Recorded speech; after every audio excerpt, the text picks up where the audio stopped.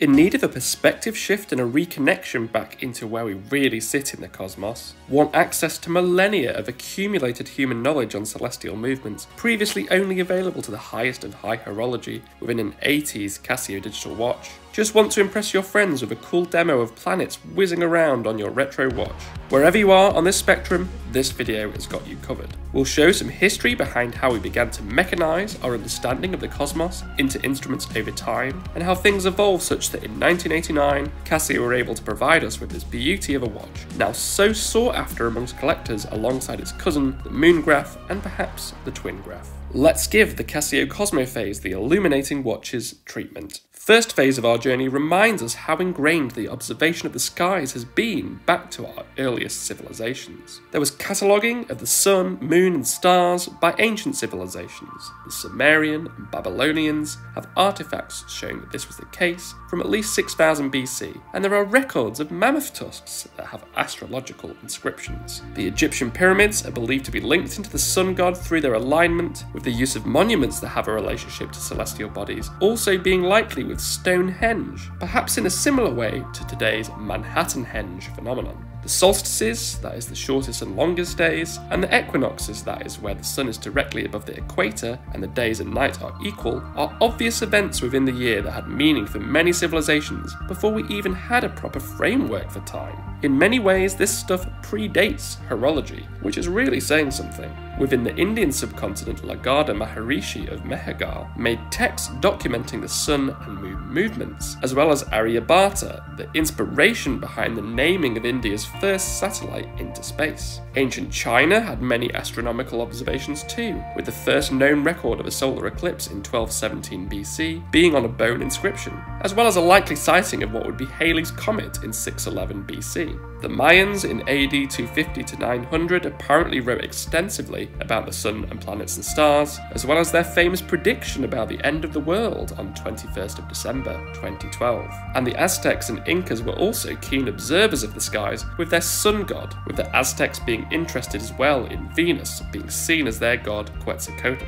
I say all this as it's important to understand that it's not just in the Western tradition that such things were being considered. But of course, where would we be without the Greeks and Romans? Geocentric and Ptolemaic representations of the cosmos, with the Earth at the centre of things, go way back. These typically include the so-called wandering stars, that is, the planets, sun and moon, being in concentric spheres around the Earth, with the fixed stars, that is, the signs of the zodiac, and the firmament being one of the outer layers, with the prima mobile being the master layer that sits beyond that, to which everything is fixed in nice circular orbits, with some fancy additional crystalline spheres being added by some, and the imperial heavens added by Christians existing in the world beyond these spheres. There were a few folks that posited the possibility that planets may revolve around the sun, like Aristarchus of Samos, according to the work of Archimedes, but geocentrism would be the order of the day for quite a while. There was a decent amount of flat earthism from the Greeks pre-Pythagoras, but to be fair, one of them, Anaxagoras, has been credited with identifying the mechanisms behind solar and lunar eclipses. Mercury, the closest of the so-called terrestrial planets, is obviously the Romanization of the god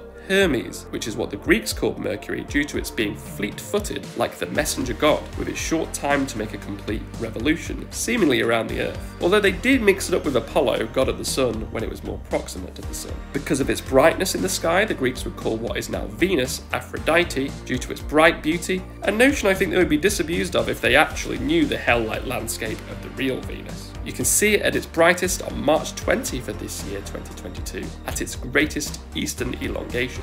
Mars had red coloration like blood, so was named Ares by the Greeks after their god of war, and Jupiter, the first of the gas giants as you move out from Earth, was named Zeus by the Greeks, obviously boss of the gods and godfather of the planets. Did you know that it had blue poles as well as the yellow and orange imagery that we all knew about as kids? Saturn was named Cronus, a name linked with chrono with obvious time connotations with chronograph, chronometer and such. Saturn, the Romanization, is more linked to being saturated due to this god eating his children, and a sense perhaps that time feasts upon the ages. An interesting way of looking at things, right? But what about translating all of this into mechanical objects that could predict such celestial movements? Well, the truly unbelievable 150 to 100 BC Antikythera mechanism is believed to be an analog computer used to calculate the position of the sun and moon and perhaps the planets. It has signs of the zodiac on the dials and apparently takes leap years into account, as well as prediction potentially of lunar and solar eclipses. Absolutely mad when you consider how old that is. Armillary spheres, a representation of the principal celestial rings, were likely used by ancient Greeks, Aristophanes being thought to have likely used one.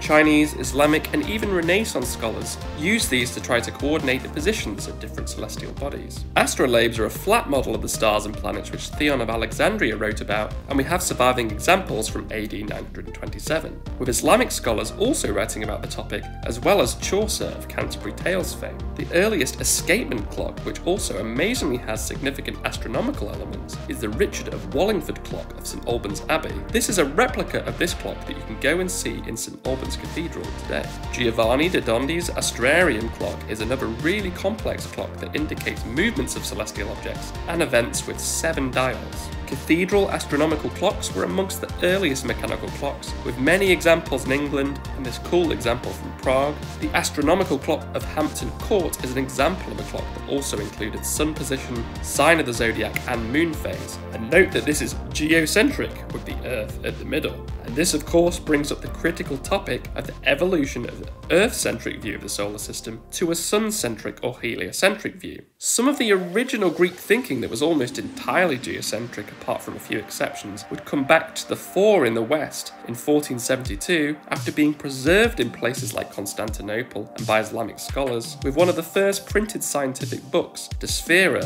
which would be fundamental reading for the first English astronomer royal John Flamsteed, and another influential Polish or Prussian guy, Nikolai Copernicus. However, going against the view of things, he would publish his De Revolutionibus Urbium Celestium on the revolutions of the heavenly spheres in 1543, which heavily implied that heliocentrism made more sense, although it would take a long time before these would become accepted due to suppression on religious grounds, so the dominant view would continue to be geocentric. Tycho Brahe in 1577 realised that the idea of fixed heavenly spheres was sketchy when he observed a comet that was beyond the moon.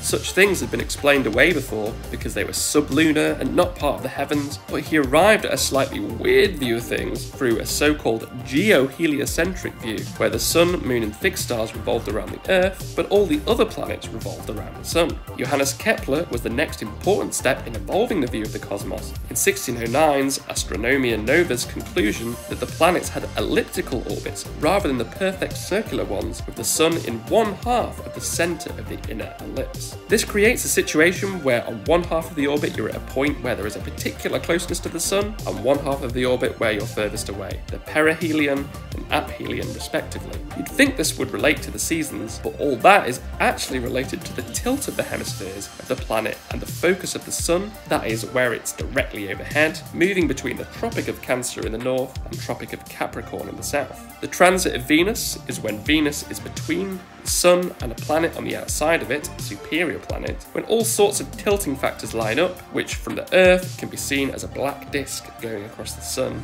And it would be Kepler who would be one of the first confirmed people to predict a transit of Venus, although it was actually Jeremiah Horrocks in 1639 who actually observed one. Of course, Galileo started using his telescope also in 1609 with his discovery of Jupiter's moons, showing that objects in the heavens revolved around things other than just the sun and the Earth, and that there are more celestial bodies out there that we didn't know about from the ancients, and he published about this in his book Sidereus Nuncius, The Starry Messenger. The naked eye, wandering stars of Sun, Moon, Mercury, Venus, Mars, Jupiter and Saturn were known about from ancient times, although they were just lights in the sky, but Galileo's work uncovered 4 of Jupiter's moons, Io, Europa, Ganymede and Callisto. If you want your mind to be blown, look into the current understanding of Jupiter's hypothesized mission towards the Sun during the early formation of the solar system that caused all sorts of destruction, but is also credited with likely causing the conditions that made it possible for the Earth to be how it is before moving back again and being somewhat of a protector of the inner solar system, with its ridiculous gravity keeping the outer Kuiper belt in check, with the occasional lapse allowing the odd apocalyptic celestial body to charge towards the sun, as they think that was the case with the dinosaur stuff.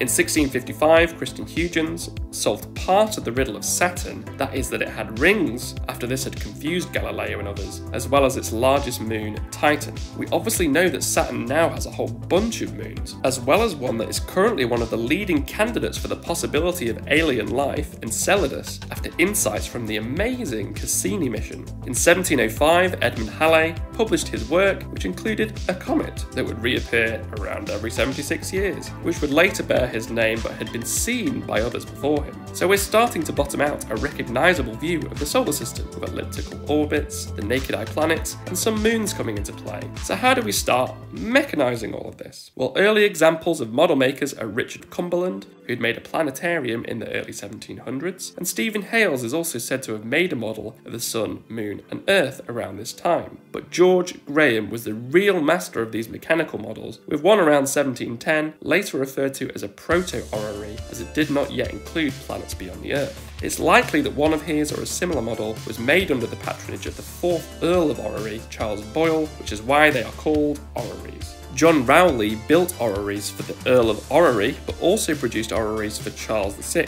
Peter the Great, and the East India Company. His original orrery was restored by Rupert Thomas Gould, who is the same guy who famously restored the John Harrison marine chronometers. The Jesse Ramsden orrery is another famous example, as well as Benjamin Martin in 1764 and William Jones around 1800. When you combine clocks with orreries, you get astronomical clocks, such as this amazing one made by Henry Jenkins in 1778. Now, this is the first phase of mechanical models of the solar system, but things were evolving in our understanding of the solar system. The planet Uranus would come into the fray, discovered in 1781 by William Herschel, later discovered to have 7 rings and lots of moons. Neptune was the next planet that had previously not been seen with the naked eye and was identified in 1846. Pluto would join the list in 1930 before it was sadly downgraded to a dwarf planet in 2006. This is probably fair enough once you learn about how many dwarf planets there are in the system. Now, you'll be waiting for a while for these guys to orbit around the Sun, as Neptune takes 165 years and Pluto takes a nice 248 years. So even the cosmophase 300-year window will only get one orbit of Pluto.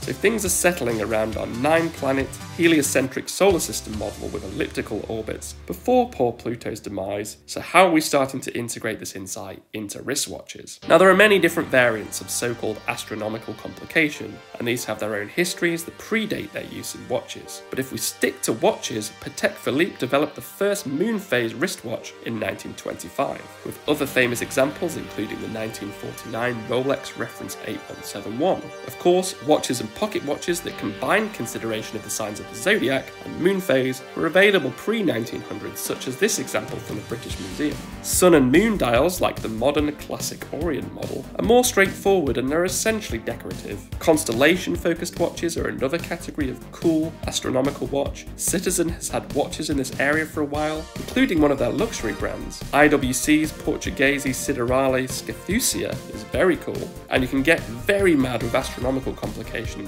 such as the Vacheron Constantin reference 57260 with 57 complications, and the wristwatch version, the Celestia Astronomical Grand Complication 3600. Patek Philippe had some incredible watches with celestial displays built into more general complication craziness, like this Packard watch. The Beauvais Grand Recital is also very impressive, and there are even Earth-focused astronomical watches such as the Ulysses Nardin, Tellurium, Johannes Kepler. But back to portrayal of the solar system in a watch. Kristiaan van der Klauw is one of the leading guys pushing the more recent utilisation of astronomical complications into clocks and watches. For example, his 1974 astronomical clock set a path that would lead up to his 1999 planetarium watch, apparently the world's smallest planetarium, and he'd go on to make similar watches in this vein.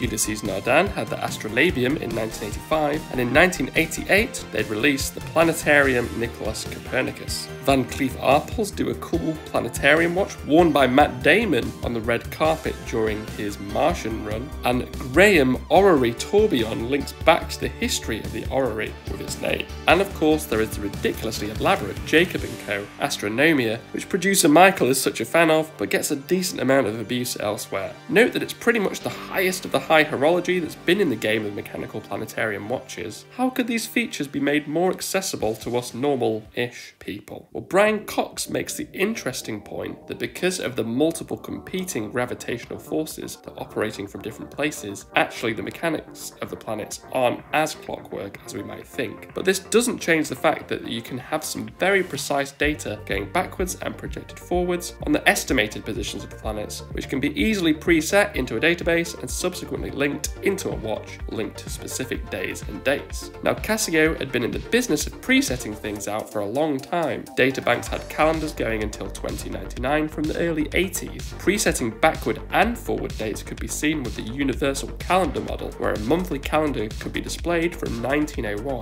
to 2099. A go-to source for planetary positions is NASA's Jet Propulsion Laboratory, California Institute of Technology's Solar System Dynamics Group via its Horizon service, which launched in October 1996. This data feeds into a lot of the online resources that you'll see today regarding the position of the planets. The Parisian Bureau of Longitudes is also another group focused on very precise understanding of the positioning of objects within the solar system, with this work being done by the Institute of Celestial Mechanics and Ephemeris Calculation. The US Naval Observatory has its own very detailed data on solar system objects, and the go-to guide for computer modelers of the solar system would come out in 1991, 2 years after the launch of the cosmophase, which was the Astronomical Algorithms book, which is the base for other methods still used today. Of course, Japan has its own Ephemeris Computation Office within the National Astronomical Observatory of Japan, which publishes the calendar and Ephemeris Almanac. From digging, it looks like the Japanese Ephemeris calculations going way back were very similar to those in the British Almanac in 1948.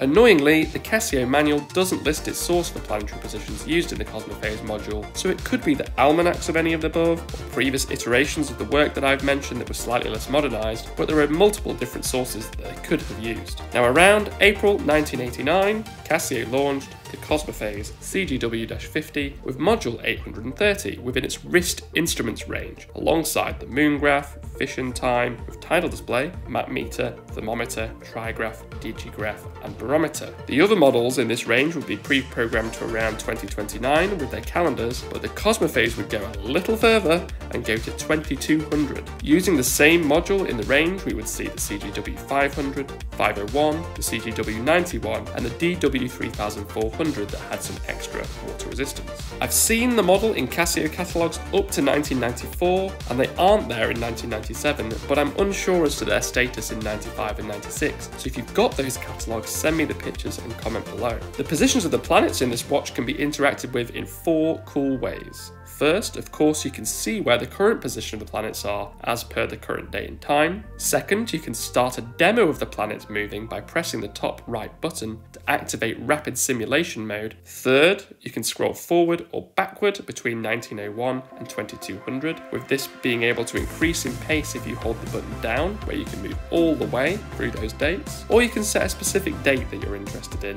Now, referencing the hydrographic department of the Japan Maritime Safety Agency, now the Japan Coast Guard, the key event of the Halley's Comet were programmed into the module, which were the 20th of May 1910, 27th of November 1985, 10th of April 1986, 29th of July 2061, 7th of May 2134, with the last of these being estimated by Casio. For solar eclipses, these were taken from the classic Canon of Solar Eclipses, first published in 1966, which built on an original work from 1887, also called Canon of Eclipses.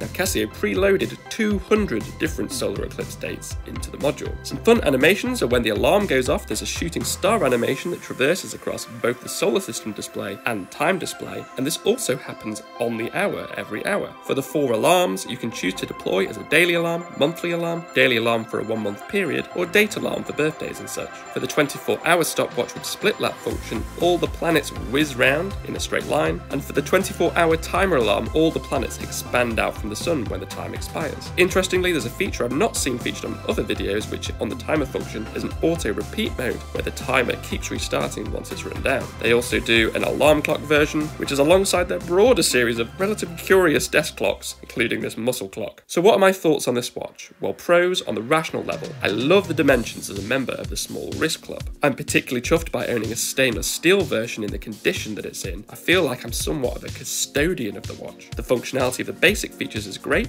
with a nice day, date and time on the front display, with acceptable water resistance, and good alarm, hourly chime, stopwatch and timer features. The advanced features are very eccentric and entertaining, with fun use of the graphical display on the LCD screen and inventive use of the display within other modes. The obscurity of the watch within the digital watch sphere is compelling to me. Casio have not reissued the watch, and I've not seen any other digital watches with the function of this one. Let me know in the comments if you know of any. Cons on the rational level: expensive to get hold of, particularly for rare iterations, and particularly hard to get hold of one that's in any reasonable condition. And the solar system display is just very, very small, and to be used reasonably, I end up actually having to use the magnifier on my iPhone, which is not ideal. But on the more emotive level, wearing this watch for a couple of months now, on and off, it's something that triggers me into thinking about our broader position in the solar system, and more broadly, and I've been looking up a lot more. Within the current Don't Look Up global climate, which provides a much needed perspective shift for me. It also brought to mind scenes in Men in Black and Rick and Morty. I started to think that perhaps there could be a whole cosmos actually in there in the watch. As you can tell, thinking astronomically can cause a chain reaction into thinking about all sorts of stuff,